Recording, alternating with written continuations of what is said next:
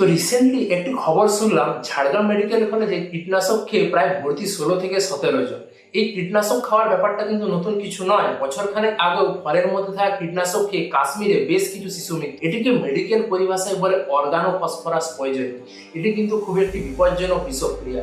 কোনো শাকসবজির মাধ্যমে পেটে গেলে বা চাষের জমিতে কীটনাশক স্প্রে করার সময় শুধুমাত্র চামড়ার সংস্পর্শে এসেও কিন্তু এটি শরীরে বিষক্রিয়া করতে পারে। এই বিষক্রিয়া হলে আমাদের শরীরে একটি নিউরোট্রান্সমিটার অ্যাসিটাইলকোলিনের মাত্রাটাকে কিন্তু বাড়িয়ে দেয় এই অর্গানো ফসফরাস। ফলে আমাদের পেট ব্যথা, বমি, পাশাপাশি চোখ দিয়ে জল পড়া, পাতলা পায়খানা, এমনকি মাংসপেশির প্যারালাইসিস হয়ে কোমা, তার থেকে কিন্তু মৃত্যুও হতে পারে। তো এর থেকে সাবধানতা অবলম্বন করাটাই কিন্তু বাঞ্ছনীয়। সেক্ষেত্রে আমাদের কি করতে হবে? আমাদের বাজার থেকে কিনে আনা শাকসবজি কিন্তু খুব ভালোভাবে ধুয়ে খেতে হবে। পাশাপাশি রান্না করার সময় কিন্তু খুব ভালোভাবে রান্না করতে হবে।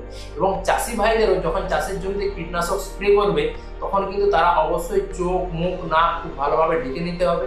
ওটা শরীরও খুব ভালোভাবে ঢেকে নিতে হবে। পাশাপাশি ব্যবহার করার সময় কীটনাশকটা হাতে কিন্তু গ্লাভস অবশ্যই পরাটা কিন্তু উচিত বা বাঞ্ছনীয়। সেক্ষেত্রে কিন্তু এই ধরনের বিষক্রিয়ার হাত থেকে কিন্তু আমরা রক্ষা পেতে পারি।